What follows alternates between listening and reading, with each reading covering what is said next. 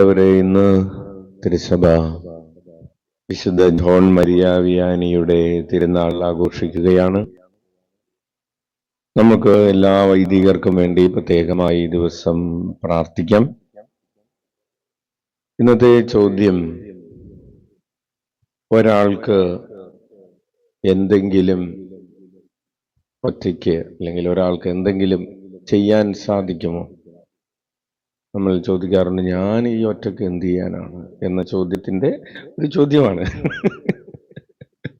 ഒരാൾക്ക് എന്തെങ്കിലും ഒരു നന്മയുടെ കാര്യം പറഞ്ഞ് ഞാൻ ഈ ഒറ്റയ്ക്ക് എന്ത് ചെയ്യാനാണ് എന്നുള്ളൊരു ചോദ്യമുണ്ട്. ആ ചോദ്യമാണ് നമ്മൾ ഇന്ന് ചോദിക്കുന്നത്. ഒരാൾക്ക് എന്ത് ചെയ്യാൻ പറ്റും?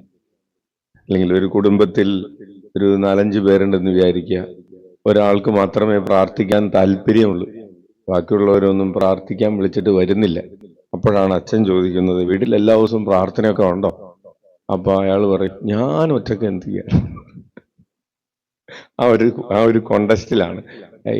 അത് ഒരു സ്കൂളിലായിരിക്കാം, ഒരു ക്ലാസ് മുറിയിലായിരിക്കാം, ഒരു ഹോസ്റ്റലിലായിരിക്കാം. അപ്പോൾ ആ ഒരു പശ്ചാത്തലത്തിലുള്ള ചോദ്യമാണ്, നിനക്ക് ഒറ്റയ്ക്ക് എന്തെങ്കിലും ചെയ്യാൻ കഴിയുമോ?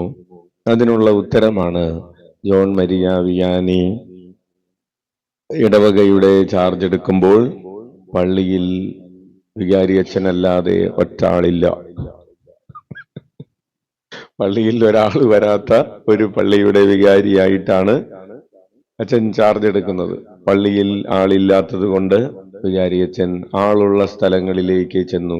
ആളുള്ള സ്ഥലങ്ങൾ എന്ന് പറഞ്ഞാൽ ഷാപ്പിൽ നല്ല ആളുണ്ടായിരുന്നു, അപ്പൊ അവിടെ ചെന്നു. ചീട്ട് കളിക്കുന്നിടത്ത് നല്ല ആളുണ്ടായിരുന്നു, അവിടെ ചെന്നു. കളിക്കളത്തിൽ നല്ല ആളുണ്ടായിരുന്നു, അവിടെ ചെന്ന് കുറച്ചു നേരം നിന്നു. അങ്ങനെ അവിടെയൊക്കെ ചെന്ന് നിന്നാണ് ഒടുവിൽ അദ്ദേഹത്തിന്റെ ജീവിതം കണ്ട് ലക്ഷക്കണക്കിന് ആളുകൾ അദ്ദേഹത്തിന്റെ അടുക്കലേക്ക് വരാൻ തുടങ്ങിയത്. കൈയടിച്ച് കർത്താവിന് നന്ദി പറയാം. അതായത് ഒരു മനുഷ്യൻ ഒരുമ്പിട്ടിറങ്ങിക്കഴിഞ്ഞപ്പോൾ ജനലക്ഷങ്ങൾ മാനസാന്തരത്തിലേക്ക് കടന്നു വന്നു. ഹല്ലേലൂയ. നമ്മൾ ഒരുമ്പിട്ടിറങ്ങിയിട്ട് ജനലക്ഷങ്ങൾ കടന്നു വന്നില്ലെങ്കിലും ഒരു ഭാര്യയ്ക്ക് ഒരുപക്ഷെ ഒരാളെയെങ്കിലും മാനസാന്തരപ്പെടുത്താൻ പറ്റും. ചിലപ്പോൾ അത് ഭർത്താവായിരിക്കാം. ഹല്ലേലൂയ. ഭർത്താവിന് ഒരാളെയെങ്കിലും മാനസാന്തരപ്പെടുത്താൻ കഴിയും, അല്ലെ? അത് ഭാര്യയായിരിക്കാം, മക്കളായിരിക്കാം. നമ്മൾ എന്ത് ചെയ്താൽ മതി? നമ്മൾ കർത്താവിനോട് ചേർന്ന് വിശ്വസ്തയോടുകൂടെ ജീവിച്ചു കൊണ്ടിരിക്കുമ്പോൾ, പ്രകാശം വിളക്ക് കത്തിക്കൊണ്ടിരിക്കുമ്പോൾ, വിളക്ക് വിഷമിക്കേണ്ട കാര്യമില്ല. എൻ്റെ വെളിച്ചം ആരും കാണുന്നില്ലല്ലോ, എൻ്റെ വെളിച്ചം ആരും കാണുന്നില്ലല്ലോ എന്ന്. വിളക്കിന്റെ ദൗത്യം അത് പ്രകാശിച്ചു കൊണ്ടിരിക്കുക എന്നതാണ്. അച്ഛൻ ചില നേരത്തെ ആലോചിക്കാറുണ്ട്, നമ്മളുടെ സ്ട്രീറ്റ് ലൈറ്റ് രാത്രി ഇങ്ങനെ 12 മണിക്കും 1 മണിക്കും ഒക്കെ ഇങ്ങനെ തെളിഞ്ഞു കിടക്കുകയാണ്, അല്ലെ? ആർക്കും ഒരു ഉപകാരവും ഉണ്ട് എന്ന് നമുക്ക് പ്രത്യക്ഷത്തിൽ തോന്നുന്നില്ല. പക്ഷേ രാത്രിയുടെ ഏതോ യാമങ്ങളിൽ സഞ്ചരിക്കുന്ന ആർക്കോ ഒരാൾക്ക് ഏതെങ്കിലും ഒരു ദിവസം ആ വെളിച്ചം ഉപകാരപ്രദമാകും എന്നുള്ളത് കൊണ്ട് അതിങ്ങനെ തെളിഞ്ഞ് കത്തിക്കൊണ്ടിരിക്കുകയാണ്. നമ്മളുടെ ജീവിതം ആർക്കൊക്കെ എത്രമാത്രം ഉപകാരപ്രദമാകുന്നുണ്ട് എന്ന് നമ്മൾ പരിശോധിക്കേണ്ട കാര്യമില്ല. നമ്മൾ വിളക്കാണ്, നമ്മൾ ആ വിളക്ക് കത്തിക്കൊണ്ടിരുന്നാൽ മതി. അതിന്റെ സമയത്ത് കർത്താവ് നിശ്ചയിച്ചിട്ടുള്ളവർക്കൊക്കെ ആ വെളിച്ചം ലഭിച്ചുകൊള്ളും.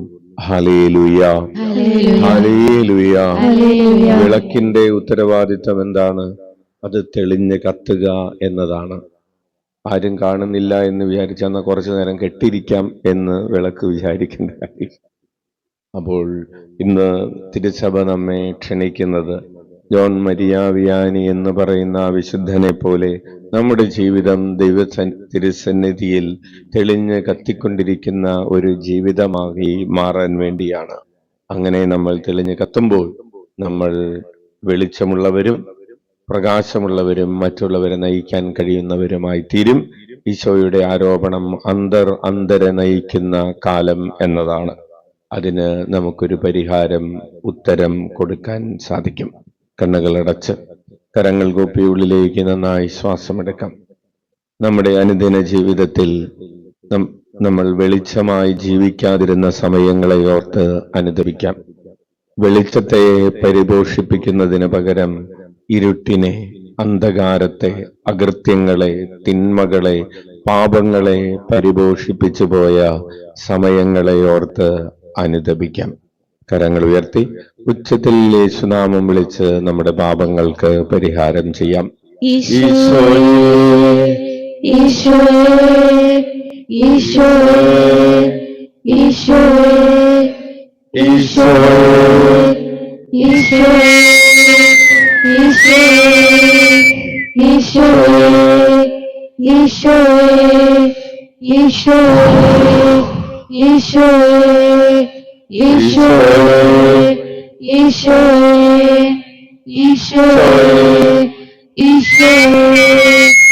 ഈശോയേ, ഈശോയേ, ഈശോയേ, ഈശോയേ, ഈശോയേ, ഈശോയേ,